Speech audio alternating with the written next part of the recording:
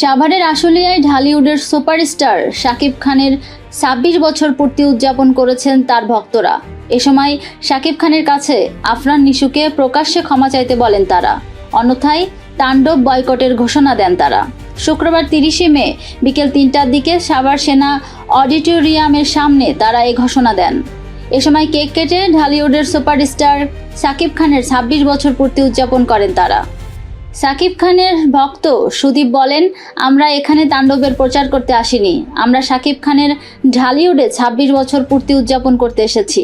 নিশোকে নিয়ে এখানে আমাদের মূল আপত্তি, কিন্তু আফরান নিশোকে নিয়ে। এই তাণ্ডব মুভিতে শাকিব ভাইয়ের পাশে যাকে ইচ্ছা তাকে নিতে পারে। এখানে হিরো আলম, শরীফুল রাজ, যাকে ইচ্ছা তাকে নেওয়া হোক, এখানে আমাদের কোনো আপত্তি নেই। আমাদের মূল আপত্তি আফরান নিশোতে। আপনারা দেখেছেন একটা শোতে এসে সে আমাদের শাকিব ভাইকে অপমান করে অট্টহাসি দিয়ে কথা বলেছে। সেই ঘটনা আমাদের হৃদয়ে এখনও দাগ কেটে আছে। এখন পর্যন্ত এটা যায়নি। যতদিন না পর্যন্ত আফরান নিশো লাইভে এসে সরাসরি মাপ না চাইবে এবং সাকিবিয়ানদের সরি না বলবে, ততদিন পর্যন্ত আমাদের মন থেকে এটা যাবে না। এবং ২৬ বছরের রাজত্ব, তো আমরা চেয়েছিলাম যারা সাকিবিয়ানরা আছি, শাকিব খান ভাইয়া ২৬ বছরের এই যে পূর্ণটা হয়েছে, এটাকে একটু ভালোভাবে ভিন্নভাবে ইউনিক টাইপের সেলিব্রেশন করা।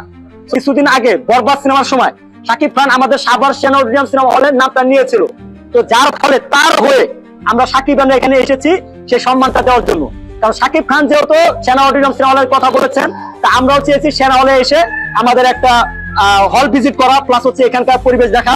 আর আমি যেহেতু এখানকার ছেলে, তো আমি তো কন্টিনিউ দিই, তাই আমি সবাইকে রিকোয়েস্ট করছি যে ভাই আপনারা এখানে আসেন।